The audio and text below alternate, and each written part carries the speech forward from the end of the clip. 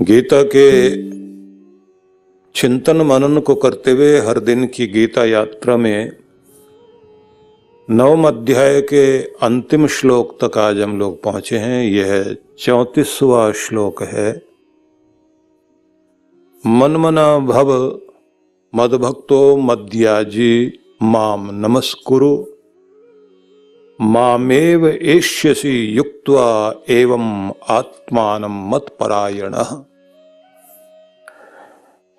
श्री कृष्ण अर्जुन से कहते हैं कि अपना मन मुझ में एकाग्र करो, परमेश्वर में अपने मन को केंद्रित करें, मेरे भक्त बनो, मेरे लिए ही यजन करो और तुम्हारे प्रणाम भी मुझे ही समर्पित हों। इस प्रकार पूर्ण मन से मेरे परायण होकर मुझे ही अपना लक्ष्य मानकर तुम मुझे प्राप्त करोगे। तो यहाँ 4 चीजें बड़ी ही महत्वपूर्ण कही गई हैं। पहला शब्द है मन मना भव। तुम्हारा मन तुम्हारा नहीं मेरा हो जाए, मेरे मन वाले हो जाओ। तुम्हारी भावनाएं, तुम्हारे विचार तरंगे मुझसे जुड़ जाएं। मद्भक्त और मेरा भजन करने वाले, मेरी ही स्तुति करने वाले, मेरा ही गुणगान करने वाले ऐसे भक्त बन जाओ जो हर पल मुझसे जुड़ा हुआ है। इसलिए भक्त और विभक्त। भक्त वह जिसे परमात्मा पाने की पूर्ण प्यास लग गई। क्योंकि भोजन के बिना आप भूखे रह सकेंगे, प्यास जब आपको तीव्र प्यास लगती है तो फिर आप पानी ढूंढने के लिए सब कुछ दांव पर लगा देते हैं। जिससे पूर्ण प्यास लगी हो तो ऐसा ही व्यक्ति भक्त कहलाता है। अधूरी प्यास वाला व्यक्ति भक्त नहीं है।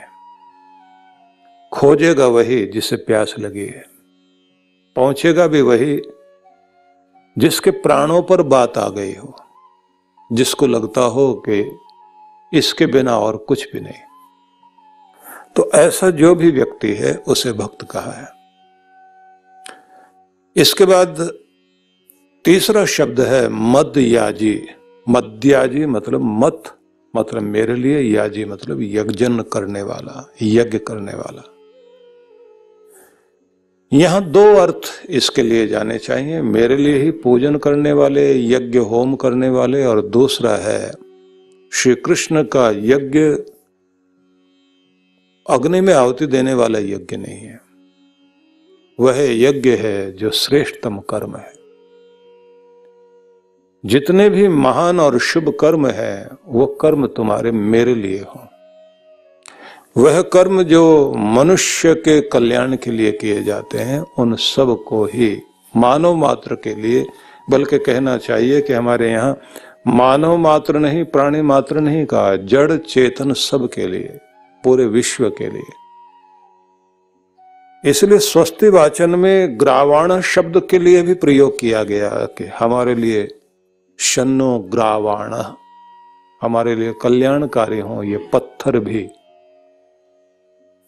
और पत्थर कल्याणकारी हो, पर्वत कल्याणकारी हो, ये बादल मेरे लिए कल्याणकारी हो, ये धरती मेरे लिए कल्याणकारी हो। शन्नो मित्र, वरुण, अर्यमा, इस प्रकार के शब्दों का प्रयोग जो है वो शांतिकरण और स्वस्ति वाचन में प्रयोग होता है, जिसका भाव है कि मेरे लिए पत्थर से लेकर के पहाड़ तक, धरती से लेकर नदी और जलधारा तक सभी मेरा कल्याण करने वाले हो। देखा जाए तो मनुष्य को जो कुछ भी प्राप्त हो रहा है, हमारे पूर्ण जीवन के लिए संसार की हर वस्तु हमें सहयोग करती है। इसलिए हम सबके लिए हैं। हमारे होने का मतलब ये है कि हम सारे अस्तित्व को, पर्यावरण को सृष्टि के नियमों को और सृष्टि क्रम को कहीं भी बाधा डालने वाले ना बने।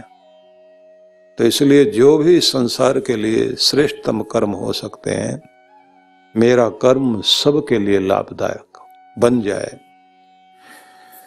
तो ऐसे कर्म को यज्ञ करना कहा गया। और चौथी बात कही गई है कि मुझे ही तुम प्रणाम करने वाले बनो। मतलब तुम्हारा आदर, तुम्हारा सम्मान मेरे लिए हो। सबसे बड़ा सम्मान जिसके लिए तुम झुक जाते हो, जिसके लिए तुम अपने आदर को, प्रेम को, सम्मान को व्यक्त करते हो, वह सब मेरे लिए हो। तो भगवान के लिए मन हमारा हो जाए, हम उससे जुड़ जाएं, उसकी स्तुति करें, उसी के लिए कर्म करने वाले बने और उसी को नमन करने वाले बने। माम एव एष्यसि, मुझे ही प्राप्त करोगे, युक्त्वा एवं आत्मानं मत परायण, मेरे पारायण होकर तुम निश्चित रूप से जब तुम मुझसे जुड़ जाओगे तो मुझे ही प्राप्त कर लोगे। ये फल बताया, पहले क्रियाएं बताई कि इन क्रियाओं को करोगे, उसके बाद इस फल की प्राप्ति होगी। मेरे भाव से मन को पूर्ण करो, ये पहले कहा गया। अपना मस्तिष्क और हृदय, हाथ सभी मुझ में एकाग्र कर लो। तुम्हारा शरीर, तुम्हारा हृदय, मस्तिष्क, शरीर के अंग प्रत्यंग, तुम्हारी क्रियाएं सब मेरे लिए हो जाए। मेरे समस्वरित बन जाओ, मतलब मेरे स्वर में तुम्हारा स्वर मिल जाए, ऐसे सच्चे आराधक बन जाओ। तब क्या होगा? तुम शाश्वत शांति को प्राप्त कर सकोगे। तो आइए अब थोड़ा सा हम इस पर विचार कर लें कि ये संदेश क्या है। संदेश है कि हम सबसे पहले अपने मन को भगवान के प्रति समर्पित करें। विचारधारा क्या हो? दो ही तरह की विचारधारा होती है। एक विचारधारा भौतिक होती है, एक विचारधारा अभौतिक होती है। भौतिक विचारधारा में व्यक्ति जो सांसारिक पदार्थ है उनके संग्रह में अपनी विचार शक्ति को लगाता है। उसमें ये सारी चीजें आ जाती हैं, पद भी, प्रतिष्ठा भी, पैसा भी और सभी तरह की चीजें। व्यक्ति उन्हीं के लिए उनकी प्यास होती है, उन्हीं के लिए प्रार्थना करता है, उन्हीं की प्राप्ति के लिए उसका प्रयास होता है। इसलिए प्रयास भी, प्रार्थना भी सब किसके लिए? व्यक्ति के पैसा, पद, प्रतिष्ठा, उस प्यास को जगाए हुए व्यक्ति इस संसार में भौतिक वस्तुओं के पीछे भागता है। तो वह विचार जो है भौतिक विचार हुआ। दूसरे विचार तरंगे उठती हैं जिसे आप आध्यात्मिक विचार तरंगे कहते हैं। आध्यात्मिक विचार तरंगों में यह माना जाता है कि मैं, शरीर मेरा जरूर इस पृथ्वी से आया है, लेकिन मेरी आत्मा जो है वो परम से जुड़ी हुई है। मैं जीव आत्मा हूं और मेरा ईश्वर परम आत्मा है, वो भी एक आत्मा है, वो भी एक चेतन है। मेरा चैतन्य जीवन से जुड़ा हुआ, प्राणों से जुड़ा हुआ, शरीर से जुड़ा हुआ। इसलिए आत्मा शरीर में पहुंच जाए तब वो जीवात्मा है। शरीर से पृथक होते ही वो कहलाती है आत्मा, लेकिन जब उसके साथ सूक्ष्म शरीर जुड़ा रहता है, कारण शरीर जुड़ा रहता है, तब ये सब जीवात्माएं कहलाती हैं जो संसार में जन्म ग्रहण करने के लिए इस पृथ्वी के लिए मंडरा रही होती हैं और जिसका जैसा आह्वान और जैसे कर्मों की गति होती है उसी के अनुरूप फिर ये जन्म ग्रहण करती हैं। कमाल की बात यह है कि अलग अलग कैटेगरी की आत्माएं हैं। जो सात्विक भाव से जुड़े हुए लोग हैं उनकी आत्माएं उन्हीं सात्विक परिवारों को और उस तरह के धर्मात्मा लोगों को खोज रही हैं और फिर उसी फ्रीक्वेंसी पर रह करके कोई परिवार जब कामना करता है कि मेरे घर में इस तरह की संतान जन्म ले तो मेरा कल्याण हो। तो ये ध्यान रखना कि उसके बाद, क्योंकि राम आए तो कौशल्या जैसी मां चाहिए। ये अलग बात है कि श्रृंगी ऋषि के तप से और उनके यज्ञ के प्रभाव के कारण नारायण भगवान जो है राम के रूप में उस कुल में आकर के प्रकट हुए और रघु के कुल को उन्होंने गौरव प्रदान किया।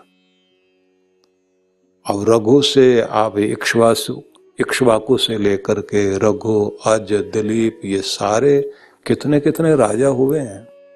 उन राजकुल में जाकर के दशरथ के पुत्र बनकर दाशरथी हुए राम जी। और आए तभी जब वैसा वातावरण बना।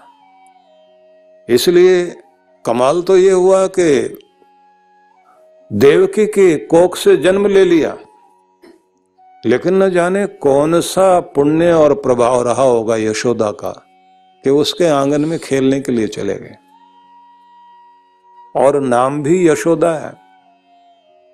दूसरे के बच्चे को ऐसे पालना, क्या कोई अपने बच्चे को पालेगा? ऐसा रूप तो यशोदा मां का ही है। इसलिए कृष्ण जो है देवकी नंदन भी है, लेकिन साथ साथ यशोदा नंदन भी है। नंद नंदन तो है ही है और वासुदेव कहलाते हैं। तो इसलिए ये पवित्र आत्माएं जो भी आकाश में शरीर छोड़ने के बाद जा रही होती हैं, जैसा परिवार और जैसे लोग आमंत्रण देते हैं, इसलिए ये बात बड़ी अद्भुत है कि आध्यात्मिक रूप से युवक और युवतियों को पहले से ही ट्रेंड किया जाना चाहिए कि तुम गृहस्थ आश्रम को अपना रहे हो तो ये एक मौज मस्ती का या दुख भोगने का आश्रम नहीं है।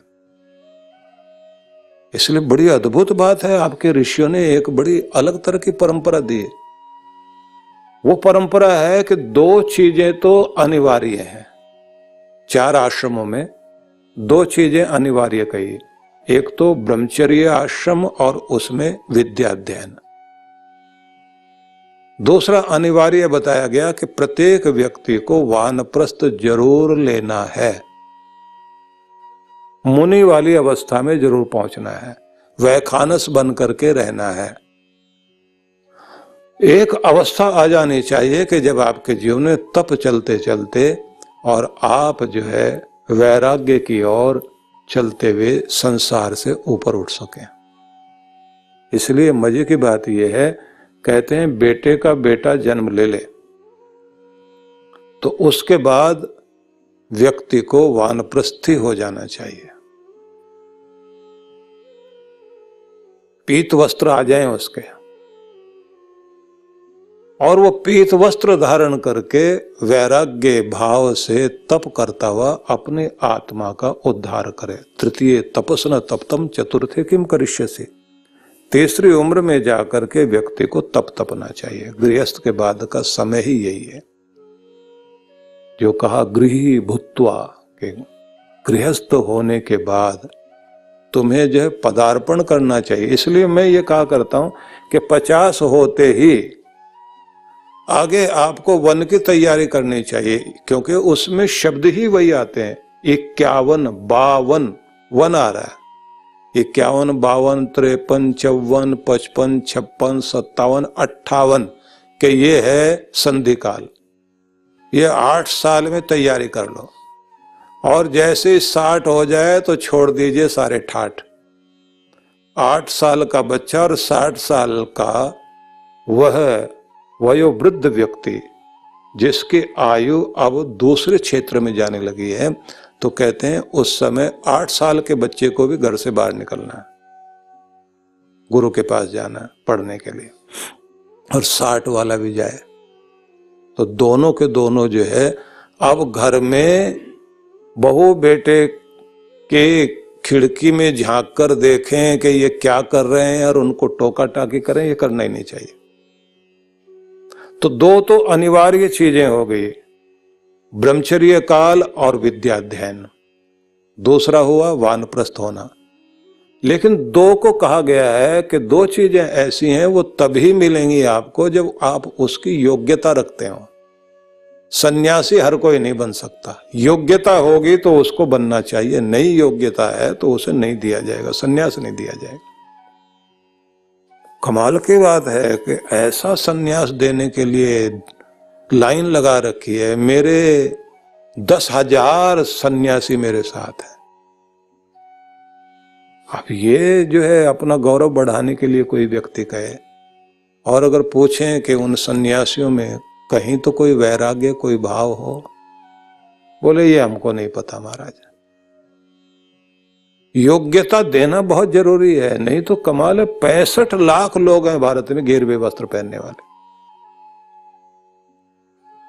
जो क्रांति भारत में हो सकती थी नहीं हुई।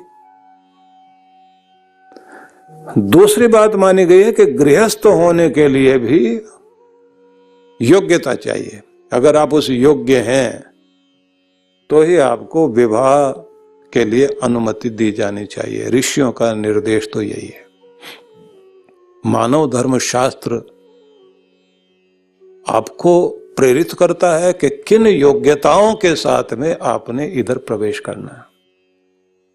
ऐसे किसी को भी गृहस्थ आश्रम में भेज दिया जाए और कैसी कैसी संतानें हो रही हैं और कैसा समाज का निर्माण हो रहा है, ढांचा ही बदल गया पूरे समाज का। इसलिए ये बात ध्यान रख लीजिए कि परमात्मा जो है परम आत्मा है, परम चैतन्य है। परमात्मा विश्व आत्मा है। ये कमाल की बात है जो समझने वाली है। पूरे विश्व की आत्मा परमात्मा है, और आपके जीवन को चलाने के लिए आपके शरीर की जो आत्मा है वो जीवात्मा है। तो आपका संबंध किससे जुड़ना चाहिए? आपका संबंध जुड़ना चाहिए जो परम आत्मा है, जो परम चैतन्य है, उसी से ये चैतन्य जुड़े। और हम कहां जुड़ गए? प्रकृति में।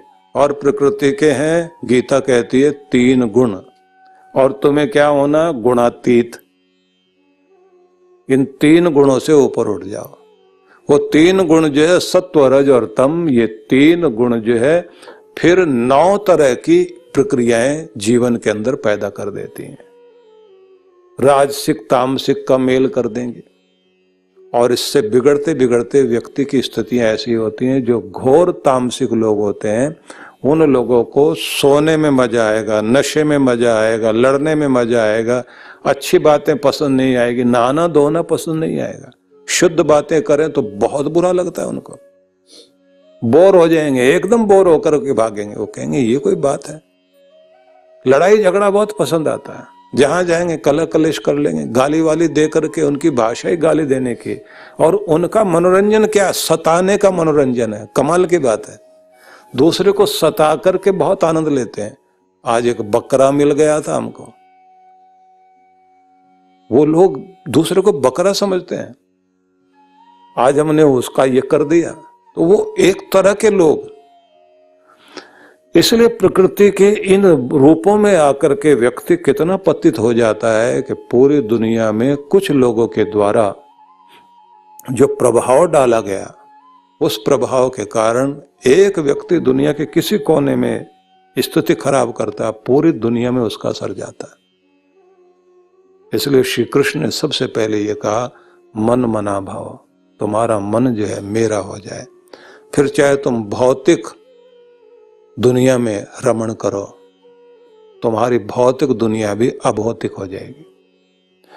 इस 9वें अध्याय के 34वें श्लोक को, जो अंतिम श्लोक है इस अध्याय का, उसमें हम विचार कर रहे थे।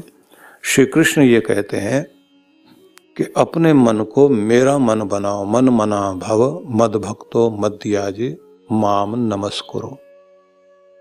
विचारधारा हमारी भौतिक अभौतिक दोनों के बीच में जरूर जाए, लेकिन इस विचारधारा को ईश्वर से जोड़ दिया जाए।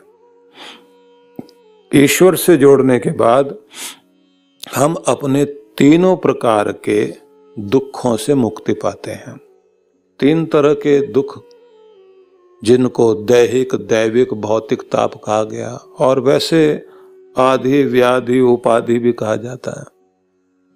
अब व्याधि जो है वो तो आप सब लोग जानते ही हैं। व्याधियां जो है, रोग हैं, शरीर के अंदर लगने वाले सारे रोग जो हैं उन सबको व्याधि कहा जाता। उपाधि भी एक रोग है, वो स्वभाव के कारण दुख आता है, उसको उपाधि बोलेंगे। वैसे उपाधियां धारण करने के लिए लोग बहुत उत्सुक रहते हैं। सर्टिफिकेट, उपाधि मतलब सर्टिफिकेट, लेकिन यहां उपाधि वो नहीं है। स्वाभाविक रूप से स्वभाव के कारण जो व्यक्ति दुख भोगता है उनको सबको उपाधि कहा गया, और आधि उस दुख को कहा जाएगा जो अभाव के कारण व्यक्ति के जीवन में दुख आते हैं। ये नहीं है, वो नहीं है, ये होता तो मैं कितना सुखी होता। तो सभी तरह के दुखों से हम लोग दूर हो सकें। और कमाल की बात है, अंदर और बाहर से जब ये उपाधि का दुख शुरू होता है तो इसमें एक होती है उग्रता और एक होती है व्यग्रता। ये दोनों कमाल करते हैं।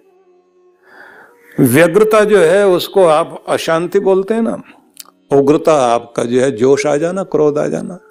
अंदर अशांति होगी तो बाहर ही तो, तभी तो जाकर के बाहर क्रोध दिखाई देगा।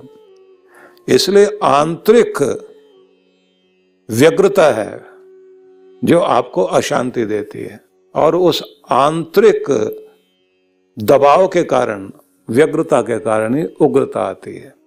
और ये दोनों मिलकर के क्या बन जाती है? उपाधि दोष बन जाता है। उपाधि दोष बन जाए तो फिर ये बड़ा दुखदाई होता है। सारी दुनिया में ज्यादातर झगड़े जो हैं वो व्यवहार के कारण हैं, और व्यवहार ऐसा क्यों होता है? व्यक्ति का स्वभाव ऐसा है।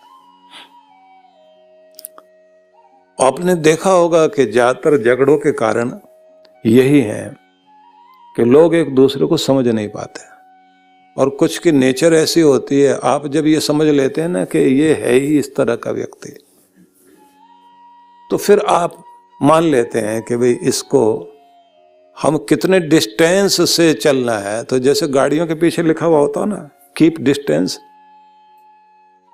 ऐसे कुछ आदमियों के पीछे लिखा तो नहीं होता, लेकिन समझ लेना चाहिए कीप डिस्टेंस, इसके साथ में थोड़ी दूरी बना के चलना ही ठीक है। क्योंकि अगर नजदीक आएंगे तो आपका टाइम बहुत सारा खराब हो जाएगा, क्योंकि कोई ना कोई ऐसा फल जरूर ये प्रदान करेगा जिसके कारण आपका दिन खराब हो जाएगा, स्थितियां खराब हो जाएंगी। स्वभाव के कारण कुछ होता है ना, कुछ होते हैं बिल्कुल सारा दिन ही। एक शब्द है ना जो विद्वानों के लिए शब्द कहा जाता है, वो है विदग्ध। तो विदग्ध वो जो दग्ध मतलब, पहले तो दग्ध को ही समझ लीजिए, भुना हुआ, जला हुआ। तो विदग्ध का मतलब ये ना विशेष रूप से जला भुना बैठा हुआ नहीं, उसका मतलब होना चाहिए कि जिसके सारे पाप ताप और अज्ञान जिसका जल गया, वही तो विदग्ध है। लेकिन कुछ होते हैं दग्ध होते हैं, अत्यंत ज्वलनशील पदार्थ होते हैं। एक बार छेड़िए बस आप, उसके बाद देखिए कि आप पूरी जिंदगी याद रखेंगे कि गलती ऐसे क्यों हुई, छेड़ा क्यों था। 50 बार आदमी जो है वो अपने आप को कोसेगा कि बहुत गलती हुई। अलग अलग तरह के स्वभाव के लोग हैं। कुछ लोग वे हैं जो आप देखते हैं कि वो लाजवंती स्वभाव के होते हैं, छुई मुई होती है ना। वास्तु शास्त्र वाले कहते हैं अपने घर के बाहर छुई मुई जरूर लगानी चाहिए। वो कहते हैं बड़ा शुभ परिणाम देती है। पर मैं ये जरूर कहूंगा कि वास्तु वाला कुछ भी बोलता हो, पर जीवन में स्वभाव छुई मुई वाला बिल्कुल नहीं अपनाना चाहिए, क्योंकि वो कुमला जाती है सिर्फ छूने मात्र से। कुछ लोग ऐसा ही स्वभाव लेकर दुनिया में जीते हैं। हल्का सा किसी ने छेड़ दिया, कुछ थोड़ा सा बोल दिया, किसी ने टोक दिया, किसी ने ताना मार दिया, किसी ने टोंट कस दिया, बस वहीं कुमला के नीचे गिर जाएंगे। इन्होंने मुझे ऐसे बोल दिया, अब तो मैं कुछ नहीं कर पाऊंगा। कुछ वे भी लोग होते हैं कि जिनका मूड पता ही नहीं होता उनको, क्षणे रुष्टा क्षणे तुष्टा प्रसादो भयंकर, पता ही नहीं कब क्या कर बैठे। ऐसे लोगों को जब देखते हैं तो बड़ा अजीब लगता है। एक सज्जन ने हमको आकर बताया, बोले सज्जन क्या थे, वो पुत्र थे और उनकी माँ बैठी हुई थी और साथ में बहन, तो तीनों लोग बैठे हुए। बोले हम लोग बहुत दुखी हैं। मैंने क्यों? बोले अपने घर में जो हमारे बड़े हैं ना, बच्चे बोल रहे थे हमारे पिताजी, हम उनके स्वभाव से बहुत दुखी हैं। क्या दिक्कत है? अच्छे भले हंस बोल रहे होंगे, अच्छा मूड बना के जा रहे होंगे, पता नहीं कहां जाके मूड खराब हो जाए। बोले हम यहाँ से हरिद्वार जाने लगे थे, तो हमने सोचा था वहां से जो है ऋषिकेश जाएंगे, फिर मंसूरी वगैरह घूम के आएंगे, हो सकता है तो आगे और सुंदर स्थान जो भी दर्शनीय होंगे वहां जाएंगे। अच्छी तैयारी करके चले। अब रास्ते में चलते चलते कोई बात चल पड़ी और माँ ने कुछ उनको समझाने के लिए बोल दिया। बस इतना गुस्सा आया, उन्होंने गाड़ी खड़ी की एक साइड में और निकल के गाड़ी से बाहर बोले अब चले जाओ अपने आप, मैं बेकार का आदमी हूं ना, अब लो मजा, मैं नहीं चलता अब कहीं भी। और ऐसा कह के खेत की तरफ भागे। मैं नहीं आने वाला। सब समझदार है ना घर में, मूर्ख तो मैं ही हूं, अब लो मजा, मैं नहीं जाने वाला। अब बच्चे, वो दोनों बच्चे बता रहे हैं, बहन भाई, बोले हम माँ को समझा रहे हैं, क्यों छेड़ा था आपने? बोले मैं तो ऐसे बात ही तो कर रही थी, अब हमें क्या पता था कहाँ पतंगे लग जाएंगे इनको। पतंगे समझते हैं ना आप लोग, जो आग के जो चिंगारियां होती है कि कहां से इनको जो है वो चिंगारी लग जाएगी। अब दोनों बच्चे कहते हैं हमने बहुत हाथ जोड़े कि माँ उनको मनाओ। बोले नहीं, बैठे रहो, ड्रामा है 15 मिनट का चलेगा, उसके बाद देखना अपने आप आएगा। ऐसे मनाने जाओगे 1 घंटा ड्रामा चलेगा, छेड़ना नहीं बिल्कुल भी। अगर अब मनाने चले गए तो 1 घंटे तक ऐसे ही होगा, चुपचाप बैठे रहो, अपना आराम से म्यूजिक सुनो। जैसे आ जाएंगे तो उस समय सीरियस हो जाना। और बस इतना तुम दोनों ने एक साथ बोलना, सॉरी पापा सॉरी। तुम्हारे कहने से माफ कर दिया मैंने, नहीं तो मैं माफ करने वाला नहीं था आज। और मां को उन्होंने उंगली दबा के कहा अब चुप बैठे रहना थोड़ी देर तक। अब मां ने पहले कहा था कि 1 घंटे के बाद ये मेरी तारीफ भी करेंगे, देखना। तो 1 घंटे के बाद उन्होंने बोलना शुरू किया, तुम ही लोग परेशान करते हो इनको, तुम्हारी मां बहुत अच्छी है। और फिर ये साथ में बोले, आप चले गए थे उधर, मां रो रही थी, अब वो नहीं रही थी, वो कह रही थी म्यूजिक सुनो आराम से। ये एक मैंने थोड़ा लंबा करके ये चीज क्यों सुनाई, क्योंकि व्यक्ति के जो आधि व्याधि उपाधि है, ये 3 तरह के दुख जो हैं परमात्मा ने दे दिए, ऐसा नहीं है। ज्यादातर तो हमने खुद पैदा कर लिए हैं। हम सुधरना नहीं चाहते, पूरी दुनिया को सुधारना चाहते हैं, झुकना बिल्कुल नहीं चाहते। सारी दुनिया को जरूर चाहते हैं, सारी दुनिया झुक जाए, हम किसी को मान देने को तैयार नहीं है, लेकिन सारी दुनिया से चाहते हैं कि सारी दुनिया हमारा सम्मान करे। हम किसी से एडजस्ट करने को तैयार नहीं, लेकिन ये जरूर चाहते हैं हर आदमी आए मेरे साथ एडजस्ट करे। तुम कौन से आसमान से उतरे हो भाई? परमात्मा ने तुम्हें कोई खास बना करके भेजा है। इसलिए पूरी दुनिया में समस्याएं हैं। जब व्यक्ति का मन परमात्मा से जुड़ जाता है तो उसके अंदर के ये कलुष दूर हो जाते हैं और वो प्रकृति से नहीं, परमात्मा से जुड़ा हुआ व्यक्ति अपने आप को शुद्ध और सात्विक बनाकर खुद भी आनंद में रहता है और दुनिया को भी आनंद बांटता है। एक नए तरह के मनुष्य की कल्पना जो हम करते हैं, और हमारे शास्त्रों में लिखा है, मनोर्भाव जो वेदों में लिखा है, मनुष्य मनुष्य बन जाए, तो एक आदर्श मनुष्य की कल्पना मनोवैज्ञानिक करते हैं, साइंटिस्ट लोग करते हैं, आयुर्वेद को या मेडिकल की दुनिया में काम करने वाले लोग कहते हैं कि आदर्श व्यक्ति होना चाहिए संसार में। समाजशास्त्री बोलते हैं एक आदर्श व्यक्ति दुनिया में होना चाहिए, कि साइंस का प्रयोग जो है एक ऊंचे मनुष्य के लिए होना चाहिए। आइंस्टाइन ने भी ये कहा था कि विज्ञान ने अब तक जो भी कुछ कार्य किया है वो उन पदार्थों पर किया, उन चीजों पर किया है जो आदमी को सुविधा देने के लिए है। लेकिन अब जो है विज्ञान का काम होना चाहिए कि वो इंसान पर काम करे, कि इस धरती पर रहने के लिए ऊंचे अच्छे लोगों की, आदर्श लोगों की जरूरत है। वो अच्छे आदर्श लोग कैसे तैयार किए जा सकते हैं। इसलिए बड़े बड़े प्रयोग हुए दुनिया में। अगर हम देखें तो आप उन लोगों का नाम लेकर के देखिए जिन्होंने शिक्षा के माध्यम से काम करना शुरू किया। हर्बर्ट स्पेंसर ने अपने ढंग से काम करना शुरू किया कि बच्चों को पढ़ाने के लिए आप शुरुआत में इस तरह से ध्यान देना, उनके ऊपर दबाव नहीं डालना, उनको जो है डांटना नहीं, उनके दिमाग में गांठें नहीं बनने देना। बड़े बड़े तरह के प्रयोग हुए दुनिया में। और अगर हम इधर देखते हैं, हमारे देश के महान चिंतक हुए रविंद्रनाथ टैगोर, उन्होंने शांति निकेतन की स्थापना की और इस बात पर बल दिया कि एक ओपन स्कूल की स्थापना की जाए, खुला विद्यालय, जहां प्रकृति अपने समस्त उपहारों के साथ हमें प्रेरणा देती हो और बच्चा जिस दिशा में आगे बढ़ सकता है उसे खोजकर उधर मौका दिया जाए कि वो अपना विकास करे। आपके वैज्ञानिक लोग अपने ढंग से खोज कर रहे हैं। अब अगर डार्विन की थ्योरी से वो एक सेल वाले जीव से मनुष्य की संरचना की बात करते करते उन्होंने साथ में आगे ये कहा कि मनुष्य जो है ये जानवरों की तरह व्यवहार क्यों करता है, तो कहते हैं एनिमल ब्रेन है आदमी के अंदर। जब इस धरती के ऊपर सरीसृप तरह के जीव जो है रेंगते थे, एक बड़ा शक्तिशाली जीव जो है दूसरों को खाकर जिंदा रह रहा था। वो जानवर वाला स्वभाव जो है व्यक्ति के अंदर अभी भी है, छेड़ दीजिए वो निकल आएगा बाहर।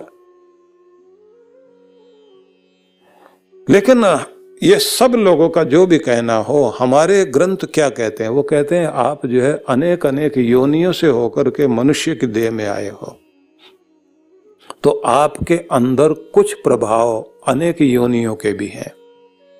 तो इसलिए वेदों में जो मंत्र हैं, मैं वैदिक मंत्रों को साथ में इसलिए जोड़ता हूं कि जिससे हमारी दृष्टि जो है वेदों की तरफ भी जाए। तो वहां लिखा मां हिरभू मां प्रदाकु, सांप मत बनना, बिच्छू मत बनना, व्याघ्र मत बनना,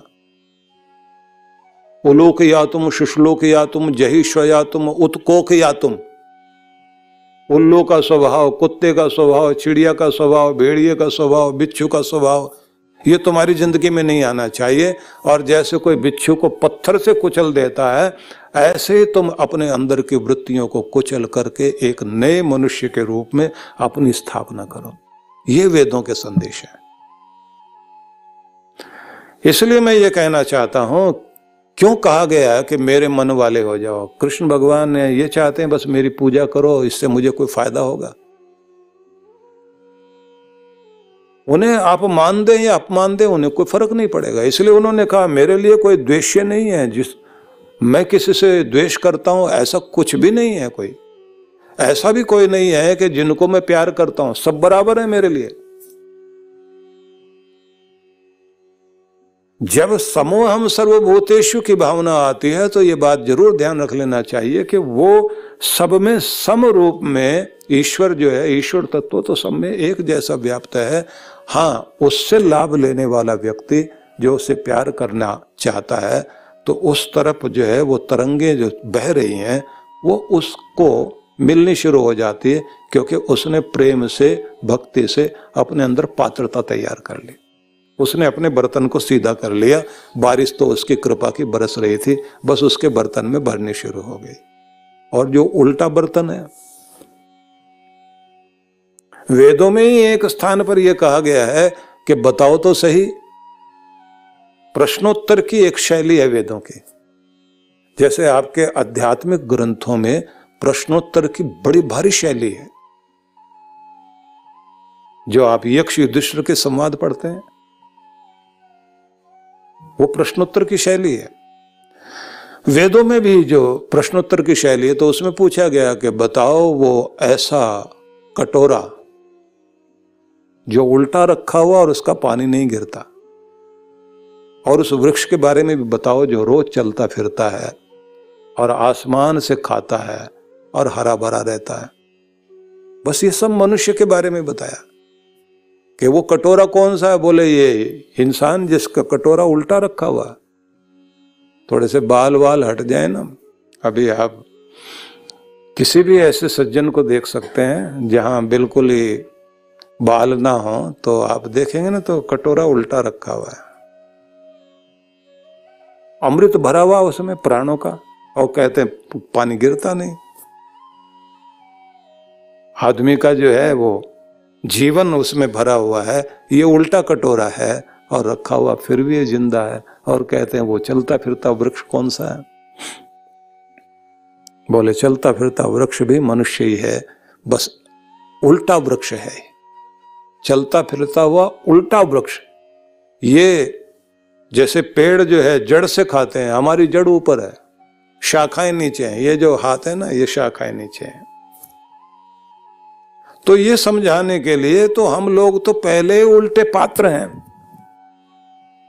सिर हमारा जो है ऐसे किया हुआ है, सिर मतलब बर्तन जो है उसकी पेंदी ऊपर की तरफ रख दी गई, तो पहले उल्टे हैं। बस ये कहा गया बर्तन जरूर ऐसे रहा, क्योंकि शीर्षासन कराने के लिए नहीं कहा भगवान ने, ये जरूर कहा अंदर का जो है शीर्षासन जरूर कर लेना, अंदर से अपने आप को सीधा कर लेना कि जिससे तुम भर सको। और महाभारत में जो व्यास ऋषि ने दुर्योधन की विशेषता गाई ना, और कमाल का वर्णन किया कि जब ये पैदा हुआ था तो दिन के अंदर गीदड़ बोले थे, पहले उल्लू उछलने लग गए थे, गिद्ध आकर के बैठ गए थे, कि न जाने कितने कितने ऐसे लोगों का मृत्यु का कारण बनेगा ये। और जगह जगह उसका वर्णन किया है कि दुर्योधन कौन कैसा व्यक्ति है। बोले बिल्कुल जिसको सीधे शब्दों में अगर अनुवाद करें ना, बोले उल्टी खोपड़ी का आदमी है। अब ये उल्टी खोपड़ी कह देना जो ये सामान्य भाषा का शब्द है, इसमें सारी चीज आ जाती है, वो ग्रहण करना ही नहीं चाहता। इसलिए वो बार बार जब कहता है ना, जानामि धर्मम न च मे प्रवृत्ति, जानामि अधर्मम न च मे निवृत्ति, मेरी कोई रुचि नहीं है, जानता हूं धर्म को मैं, लेकिन मेरी उसमें कोई रुचि नहीं है, और अधर्म को भी जानता हूं लेकिन उससे दूर हटने की मेरी कोई इच्छा नहीं होती, मैं उसमें मजा ले रहा हूं। इसलिए आपसे ये कहना चाहता हूं कि अपने विचारधारा को ईश्वर से जोड़ करके हम अपने आप को आनंदित करते हैं। और फिर आगे शब्द जो है मद भक्तो, मेरा भक्त, मेरा भजन करने वाला, जिसके अंदर परमेश्वर का गुणगान गाने के लिए जो हर पल तत्पर होता है, जिसे आनंद ही आता है उसका गुणगान गाने में, जो जुड़ा बैठा है उससे। तो इसका सीधा मतलब ये होना चाहिए कि संसार के समस्त कार्य करते करते भी आपका ध्यान अपने भगवान में इस तरह से रहे कि आप भगवान के सेवक बन करके उसकी नौकरी करते हुए जैसे जी रहे हो। जो भगवान की नौकरी करते हुए जी रहे हैं, तो ये बात ध्यान रख लेना कि उन लोगों को कुछ भी कर रहे हैं तो भगवान के लिए कर रहे हैं, तो उस समय में उनको अच्छा लगता है। और इसका मजा तब है जब एक गृहिणी अपना भोजन बनाते समय भी ये समझे कि ये भोजन परिवार के सदस्यों के लिए तो है ही, लेकिन ये सबसे पहले मेरे परमात्मा का, भगवान का प्रसाद बन रहा है। और उस प्रसाद को बनाते समय उसके अंदर जो भक्ति भाव आता है, पवित्र भाव आता है, बहुत ध्यान रखेगी कि इस समय इसको पकाते हुए कोई दुर्भावना, दुर्वचन और दुर्विचार इस समय नहीं आने चाहिए, क्योंकि भगवान का प्रसाद बन रहा है। इसको पवित्र रखना है, अपवित्र नहीं होने देना। हाथ भी शुद्ध रखे जाएंगे, भावना शुद्ध रखी जाएगी, शुद्ध वस्त्रों के साथ में उसमें प्रवेश किया जाएगा। तब वह भोजन बनाते समय की जाने वाली क्रिया जो कर रहा है, जो भोजन पका रहा है, वो जो पाचक है, कोई भी रसोइया है या कोई महिला पका रही है, तो उसकी वो क्रिया भगवान की भक्ति बन जाएगी।